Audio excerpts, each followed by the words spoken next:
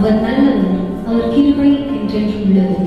இதோ இந்த 21ஆம் நாள் ஜெபத்துக்கு உங்கள் யாவரையும் இயேசுவின் நாமத்தில் வரவேற்கிறோம். தலைவணங்கி நாம் ஜெபிக்கலாம்.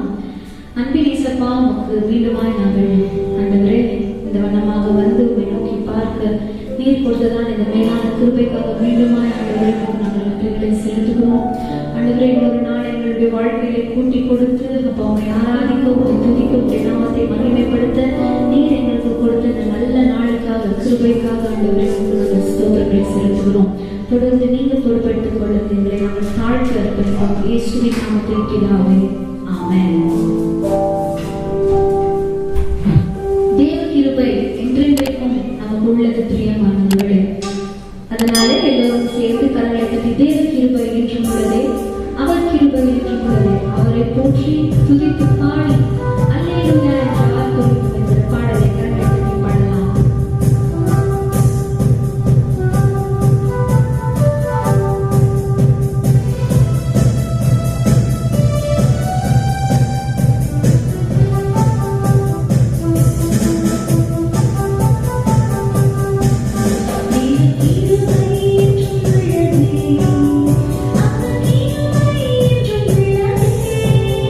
அவரை போற்றி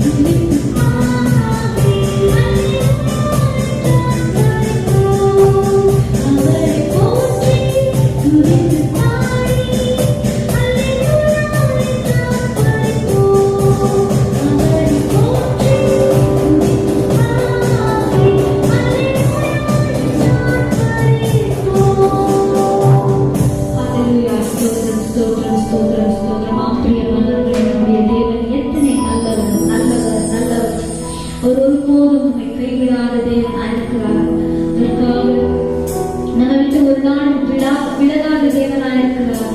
அதையாலே எல்லோரும் ஒன்றாக சேர்ந்து ஆண்டவரை துதிக்கும் பாடல்களாக பாடல்களை பாடி தேவனை ஆராதிப்போம். ஹல்லேலூயா.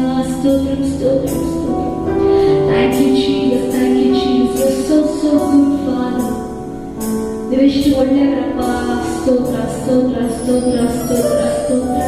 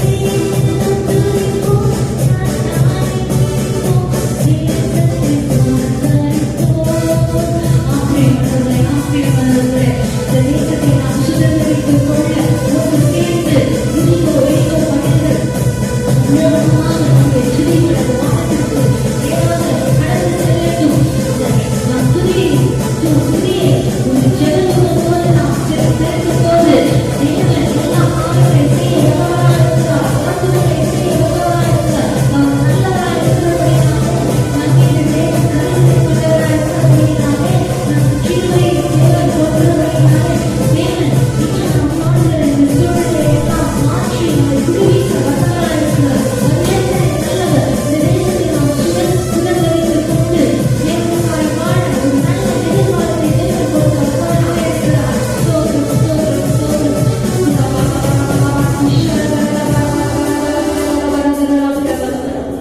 தேவன் ஒவ்வொரு நாளும் நம்முடைய விண்ணப்பங்களை கேட்டுக்கொண்டுதான் இருக்கிறார். பிரியமானவர்களே, நாம் நினைக்கலாம் நான் ஜெபம் செஞ்சு கொண்டுதான் இருக்கிறேன். எவ்வளோ நாளா, எத்தனை நாளா, எத்தனை வருஷமா, எத்தனை மாதங்களா இப்பேற்பட்ட கேள்விகள் நமக்கு வந்து கொண்டிருக்கலாம். ஆனால் தேவன் விண்ணப்பத்தை கேட்கிறவராய் இருக்கிறார் என்று நாம் பார்க்கிறோம். 2 ராஜாக்கள்ல பார்க்கிறோம்.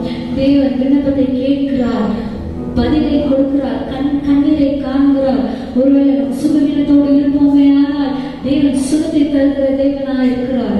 எல்லா எப்பேற்பட்ட காரியங்கள் இருந்தாலும் தேவன் கணக்கில் வைத்திருக்கிறார். பிரியமானவர்களே, so there is no doubt, there is no question. நமக்கு என்னடா அப்படின்னு கேட்கிற அளவுக்கு தேவன் விடுவதே இல்லை. ஏன்னா நம்ம இன்னைக்கு அநேகர் இந்த உலகத்துல இல்லைனாலும் இன்னைக்கு நம்ம உயிரோட இருக்கிறோம்.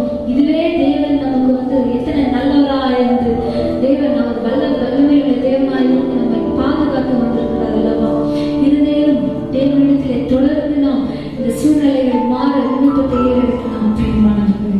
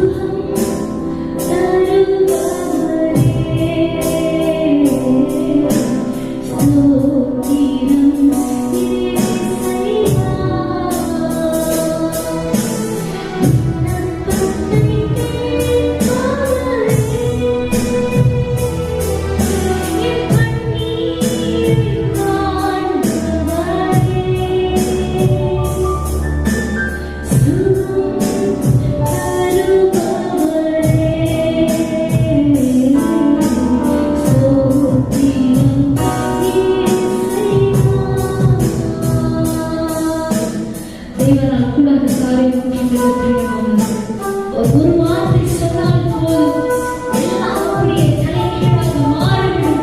அந்த ஒரு நம்பிக்கை, ஒரு விசுவாசத்தோடு இந்த நேரத்திலே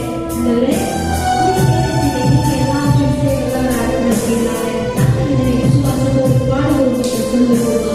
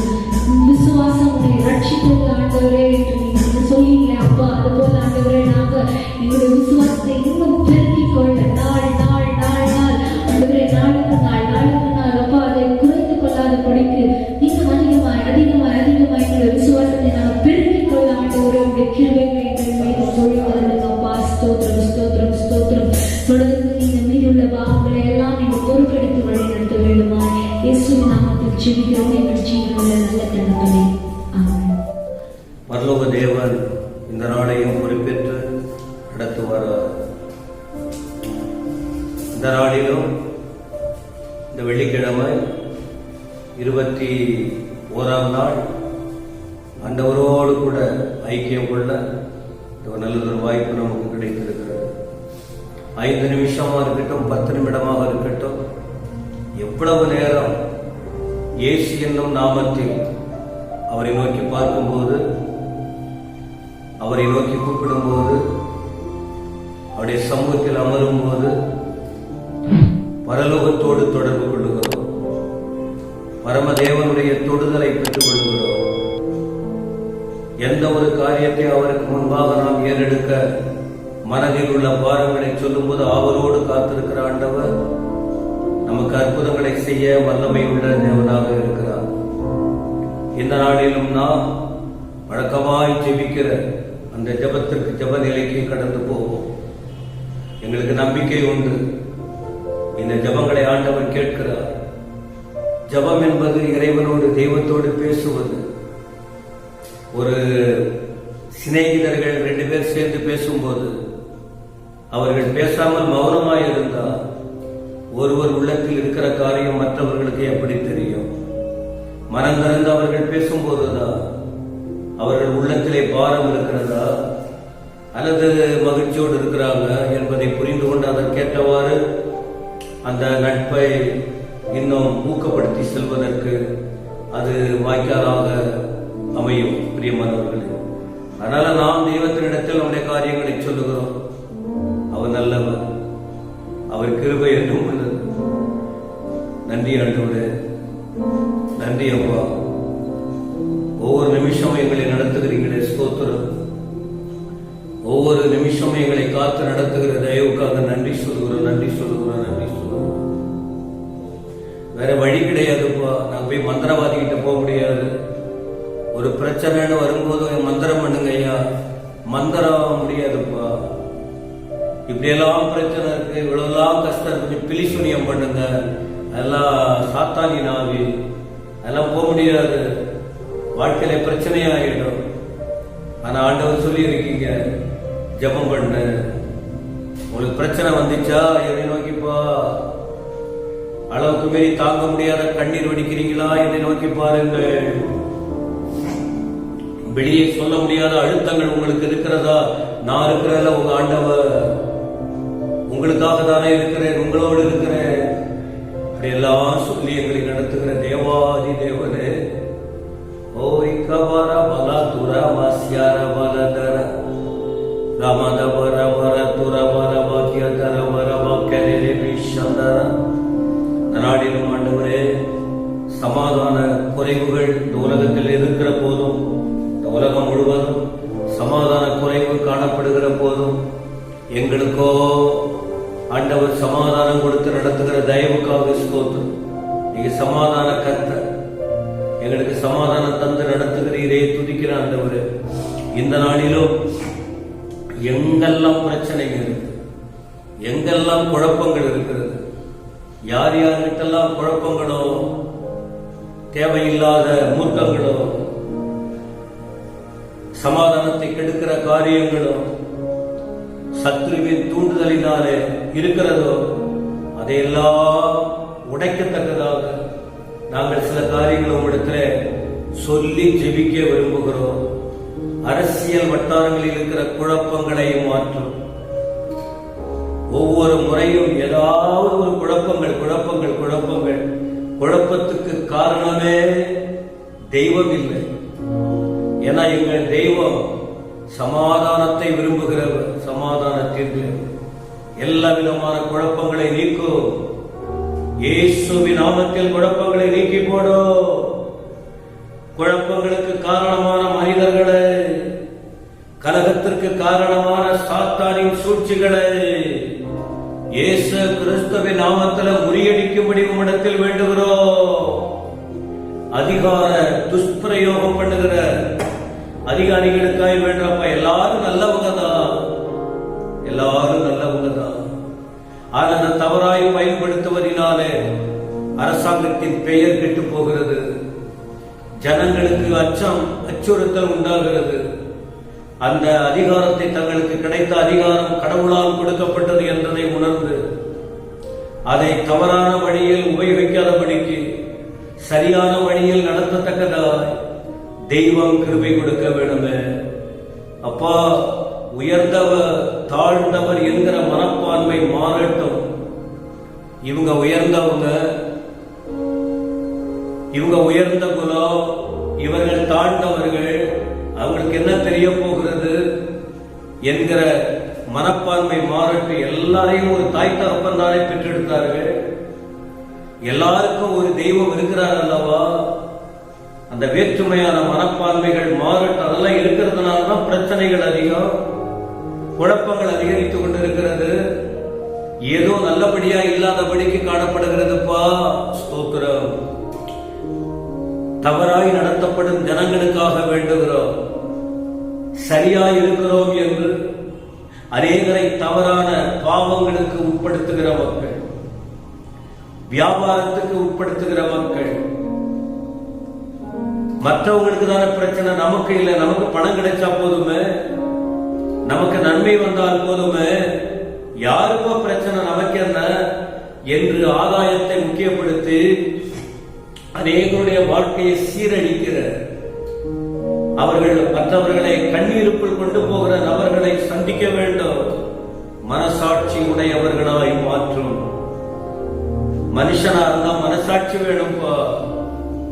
என்னை போலதான் மற்றவங்க, என் குடும்பம் போலதான் மற்ற குடும்பம் என்கிறதான எண்ணத்தை நீங்க எல்லாருக்கும் கொடுக்கும்படி இயேசு கிறிஸ்துவின் நாமத்தினால ஜெபம் பண்றோம். ஜாதி பிரச்சனைகளை ஒழிக்க வேண்டுங்க. ரெண்டே ரெண்டு ஜாதி தான், ஒன்னு ஆண் ஒரு பெண், அவ்வளவுதான். ஒன்னு பரிசுத்தம், இன்னொன்னு பாவம், அவ்வளவுதான். இந்த ஜாதியினால எத்தனை சண்டைகள், எத்தனை கஷ்டங்கள். அந்த நிலைமைகள் மாறட்டும்.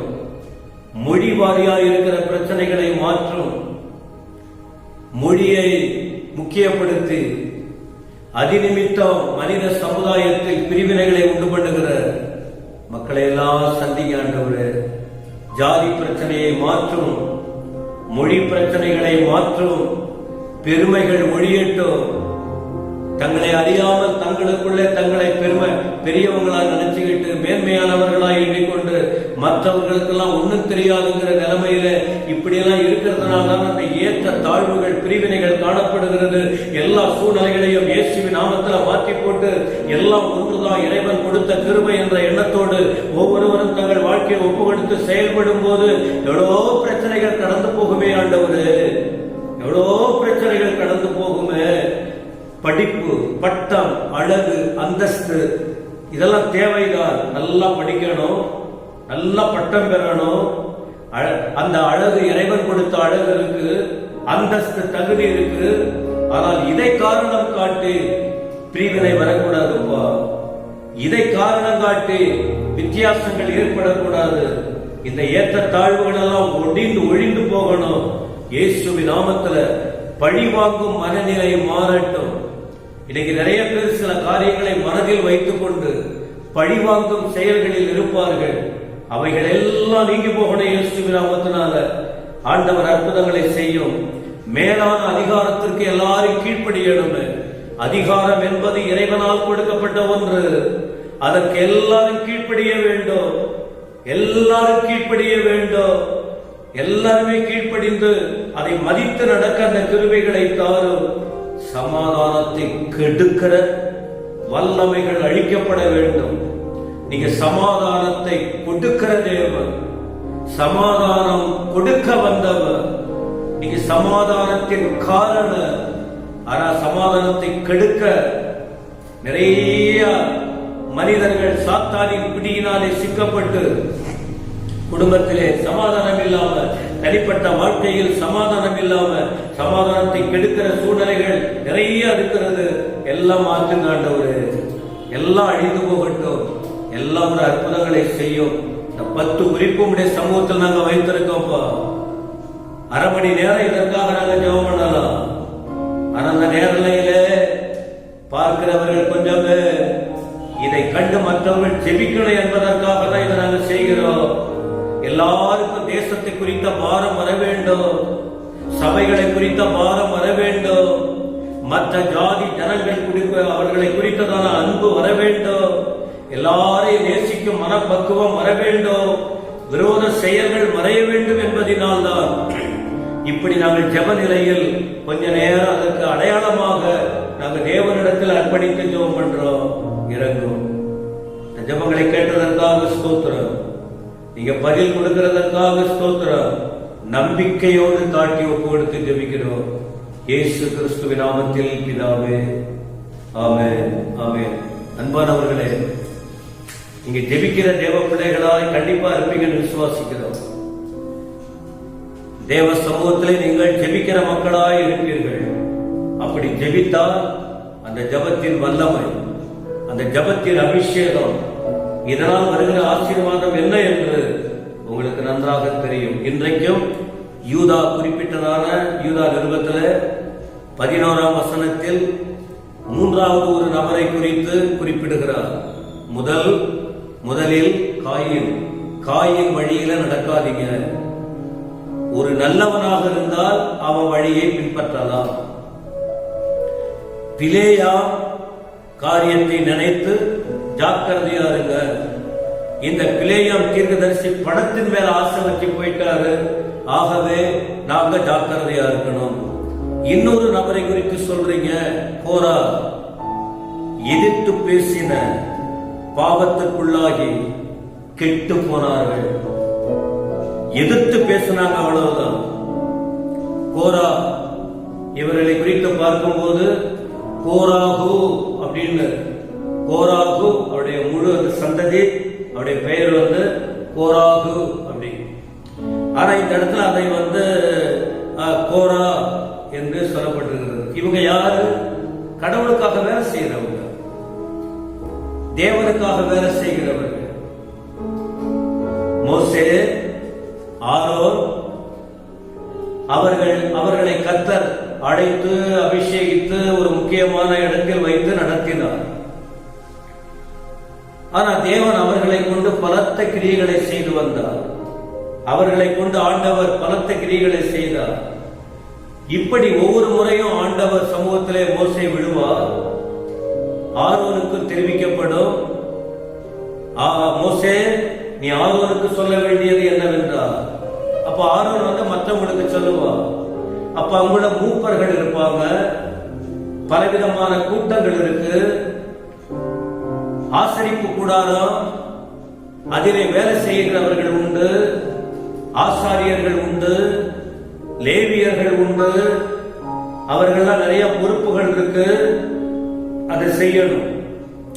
ஆண்டவர் சொல்லுவார், இந்த ஜனங்களுக்கு இதை சொல்லு, இதை செய்ய வேண்டும், இவர்கள் இதை செய்யாதிருக்க வேண்டும், நீங்கள் கேட்க வேண்டும். இப்படியெல்லாம் தேவன், பரலோகத்தின் தேவன் சொல்லுவார். இப்படி சில காரியங்களை அவ்வப்போது சொன்ன போது இவர்களோடு இணைந்த இவர்கள் அந்நியர்கள் அல்ல. கோராகு கூட்டம் அந்நியர்கள் அல்ல. இவர்கள் முக்கியமான பொறுப்பில் இருக்கிறவர்கள், முக்கியமான பொறுப்பிலே இருக்கக்கூடியவர்கள். இப்படி மோசே சொன்ன போது சில காரியங்கள் அப்பொழுது அந்த கோராகு கூட்டம் மட்டும் எழுந்து என்ன சொன்னாங்க, ஏன் உங்களோட மட்டும்தான் கடவுள் பேசுவாரா, ஏன் எங்களோட பேச மாட்டாரா? பாருங்க, பிரச்சனையை தூண்டுறாங்க பாருங்க. கடவுள் சொல்றாரு, மோசே ஆரோனோடு பேசி இதை நீங்க தான் இதை முக்கியமா நடத்தணும்னு. ஆனா இவர்களுக்கு கீழே மற்றவங்களை ரெடி பண்ணி கடவுள் சேவை செய்யணும்னு சொல்லி சொன்ன போது இவர்களுக்குள்ள அப்ப இருந்து என்ன விளங்குதுன்னா எதிர்த்து பேசுறாங்க. கடவுள் சொன்ன வார்த்தை, தேவன் சொன்ன வார்த்தைக்கு எதிர்த்து நிற்கிறாங்க. தேவன் தேவ மனுஷனுக்கு சொல்லுகிறார், இந்த வார்த்தைக்கு எதிர்த்து நிற்கிறாங்கன்னா நீங்க கவனித்து பாருங்க, அவர்களுக்குள்ள என்ன காணப்படுகிறது? பெருமை. ஏன் உங்க கூட தான் பேசுவாரா, எங்க கூட பேச மாட்டாரா? அப்போ மோசே ஆரோன் எங்களுக்கு எல்லாம் தெரியும், உங்களை போல எங்களுக்கு நாங்களும் எங்களுக்கு தெரியும். ஒண்ணு. ரெண்டாவது, இப்படி எல்லாம் நல்ல ஸ்மூத்தா போய்கிட்டு இருக்கும் போது, ஒரு காரியம் நல்லபடியா போய்கிட்டு இருக்கும் போது திடீர்னு ஒரு நபர் வந்து அது என்ன இது என்ன, ஏன் அப்படி பண்ணணும், ஏன் இப்படி செய்யணும், இப்படி எழுப்பினால் இதனால 10 பேர் கெட்டு போயிடுவாங்க. அமைதியா இருக்கிறவங்க எல்லாம் எழுப்பி ஒரு நல்ல நல்ல காரியத்திற்கு ஆப்போசிட்டா மாறினா நஷ்டம் யாருக்குங்க? கடவுள் வேலை தான் பாதிக்கப்படும். கடவுள் வேலை சிலர் பொறுத்துக்கிட்டே இருப்பாங்க. அப்புறம் நாள் வரும்போது ஒருத்தவங்களா விலகுவாங்க. ஆனா ஆரம்பத்துல யார் காரணமா இருந்தாங்க அவங்களுக்கு தான் பிரச்சனை. இது இந்த கேள்வியை கேட்ட போது, இந்த வார்த்தைகளை கேட்ட போது ரொம்ப ரொம்ப வேதனையா இருந்தது. தேவ மனுஷர்கள், அவங்கள மனுஷங்க, எவ்வளவுதான் அவங்களால தாங்க முடியும். அப்புறம் அவங்க சொன்னாங்க, ரைட்டுப்பா, நம்ம ஆண்டவர்கிட்ட போவோம், ஜெபம் பண்ணுவோம், இது நல்லதா கெட்டதாங்கிறது நான் எங்க வேலை இல்ல, ஆண்டவர் சொன்னா நாம உங்களுக்கு சொன்னோம், ஆனா இத நீங்க தப்பா எடுத்துக்கிட்டு இப்படி எல்லாம் பண்றீங்க, உங்களுக்கு நாங்க என்ன செய்ய முடியும், கடவுள் இருக்காரு அப்படின்னு சொல்லி உடனே ஆண்டவர் கூப்பிடுறாரு, மோசே ஆரோன் வாங்க, ஆசரிப்பு கூடாரத்துக்கிட்ட வாங்க, நீங்க 2 பேரும் அங்க நில்லுங்க, மற்ற இந்த கூட்டத்தெல்லாம் வர சொல்லு, அந்த இடத்துல எல்லாரையும் நிக்க சொல்லு. அப்புறம் அதன் பிறகு நீங்க பாருங்க, எண்ணாகமம் 16ஆம் அதிகாரத்துல, எண்ணாகமம் 16ஆம் அதிகாரத்தில் ஆண்டவர் இறங்கி வந்தார். நிறைய பேர் அங்க இருக்காங்க, தேவ பிள்ளைகள் அங்க இருக்காங்க, கோராகு அவருடைய கூட்டம் எல்லாம் அங்க இருக்கு. எதிர்த்து பேசின மக்கள், மோசேக்கு முன்பா ஆண்டவரால் அபிஷேகம் பண்ணப்பட்ட ஊழியக்காரனுக்கு விரோதமாக எழுந்து பேசின மனுஷன், அந்த கூட்டம் நிக்குது. அதன் பிறகு அங்க நடந்தது என்ன? இவர்கள் செய்த தவறு நிமித்தம் ஆண்டவர் தம்முடைய பிள்ளைகள் என்று கூட பார்க்காமல் நிலத்தவடைய வயல் அப்படி பிளந்து 2 இந்த கோராகு கூட்டம் அப்படியே உள்ள போயிடுச்சு. இதுவரைக்கும் பைபிள்லயும் அதை போல பார்க்க முடியாது, உலகத்திலையும் நாம அதிகமா இப்ப கூட நடக்குது, இப்ப நடந்துகிட்டு இருக்கு. நிலச்சரிவு ஏற்பட்டு அப்படியே 40 பேர் உள்ள மாட்டிக்கிட்டாங்க, இப்படி எல்லாம் கேள்விப்படுகிறோம். ஆனால் அந்த நாட்கள்ல, மோசே இருந்த நாட்கள்லயே விரோதிக்கிற மக்கள், எதிர்க்கிற மக்கள், எதிர்ப்புக்காக கூட்டம் கொடுக்கிற மக்கள், தேவ ஊழியக்காரன்னு பார்க்காம, தேவ சபன்னு பார்க்காம, தேவ ஜனங்கள்னு பார்க்காம, கர்த்தருடைய திட்டம்னு பார்க்காம, ஆண்டவருக்காக நாம எல்லாம் ஒன்னா சேர்ந்து செய்வோம்னு பார்க்காம, ஆண்டவர் சொல்லி சொன்ன மனுஷனுக்கு முன்பாக எழுப்பின அந்த மனுஷனுடைய நிலைமை பரிதாபமாய் போனது. அதனாலதான் இந்த யூதா சொல்றாரு, நீங்க அப்படி இருந்துடாதீங்க, நீங்க அப்படி இருக்காதீங்க, ஜாக்கிரதையா இருங்க. நமக்கு அவங்க கோரா எதிர்த்து பேசினாங்க. அது என்ன, நீ என்ன சொல்றது, நான் என்ன சொல்றது? நீங்க சபையில கூட அதெல்லாம் பண்றாங்கல்ல, நிறைய சபைகள் அப்படி செய்யறாங்கல்ல. நல்லது நடக்குதா, சந்தோஷம், நாங்க சேர்ந்து செய்வோம், நம்ம எல்லாம் சேர்ந்து செய்வோம். அப்ப ஏன் எச்சரிப்பா எழுதுறாரு? எதிர்த்து பேசினது, ஊழியக்காரனை எதிர்த்து பேசினது, அது நிமித்தம் அவங்க பாவத்துக்குள்ளாகி கெட்டு போனார்கள். இந்த சத்தத்தை கேட்கிற என் அன்பு சகோதர சகோதரிகளே, இந்த வசனங்களை படித்து பாருங்க, இந்த வார்த்தைகளை படிங்க. எண்ணாகமம் 14ஆம் அதிகாரத்தை படித்து பாருங்க, இதனுடைய முழு சம்பவத்தை நீங்கள் அறிந்து கொள்ள முடியும். நாம கேட்க வேண்டிய உரிமை இருக்கு. யாருகிட்ட கேட்கணுமோ அதற்குன்னு ஒரு ஒழுங்குமுறை இருக்கு, அதன்படி பேசலாம். மற்றபடி மற்றவங்க கெட்டு போகிற அளவுக்கெல்லாம் காரணமா இல்லாம ஞானத்தோடு நடந்து கொள்ள ஆண்டவர் நமக்கு கிருபை கொடுக்க வேண்டும். அப்படின்னா இந்த 11ஆம் வசனத்தின் கோரா சம்பவத்தில் என்ன சொல்றோம்? அதிகாரத்திற்கு அடங்கி இருங்கள். பிழையவை பற்றி சொல்லும் போது உங்கள் ஆசையை ஆண்டவர் மேல் வைங்கள் சொன்னார். கோரா அப்படின்னு சொல்லும் போது அதிகாரத்திற்கு அடங்கி இருங்கள், அப்பொழுது நீங்களும் அதிகாரத்திற்கு வருவீர்கள், ஆசீர்வதிக்கப்படுவீர்கள். இதற்கிடையில சோதனை இருக்கலாம், குழப்பங்கள் இருக்கலாம், கஷ்டங்கள் வரலாம். எது எப்படி ஆயினும் ஏசப்பா நம்மோட இருக்கிறார். அவருக்கு எல்லாமே தெரியும். நல்லதோ கெட்டதோ அவர்கிட்ட சொல்லிடுங்க, அவரை பிடித்துக் கொள்ளுங்க. அவர் தானே நம்மை நடத்தி கொண்டிருக்கிறார். அவரே எல்லாவற்றையும் பொறுப்பெடுப்பார். சோர்ந்து போகாதபடிக்கு ஆண்டவரோடு தொடர்பு கொண்டு ஆண்டவர் வைத்திருக்கிற அதிகாரத்திற்கு அடிபணிந்து எல்லாரும் இசைந்து கர்த்தர் ராஜ்யத்தை கட்ட அந்த கிருபைகளை தேவன் தருவாராக. இப்போதும் நாம் கண்களை மூடி ஜெபிப்போம். பரலோக தகப்பனே, உமக்கு ஸ்தோத்திரம்.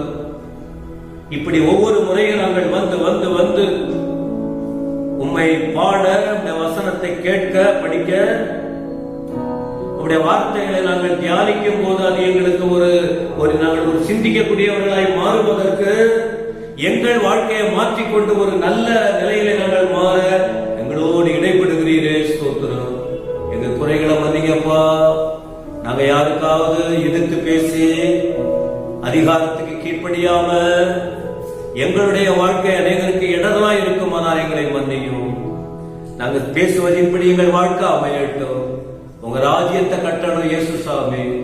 தொடர்ந்து பெறந்தாரும் துதிகர மகிமையை ஏற்றுக்கொள்ளும் இயேசு ராஜாவின் நாமத்தில் பிதாவே, ஆமென். ஆத்துமாவே கர்த்தரை ஸ்தோத்திரி, முழு உள்ளமே பரிசுத்த நாமத்தை ஸ்தோத்திரி. என் ஆத்துமாவே கர்த்தரை ஸ்தோத்திரி, அவர் செய்த சகல உபகாரங்களையும் மறவாதே. ஆமென், ஆமென். கர்த்தர் ஆசீர்வதிப்பார். நாளை மாலை 7 மணிக்கு கண்டிப்பா நீங்க பார்க்கணும், கலந்து கொள்ளணும். ஆண்டவர் இது நிமித்தம் உங்களை ஆசீர்வதிப்பார். கர்த்தர் ஆசீர்வதிப்பார்.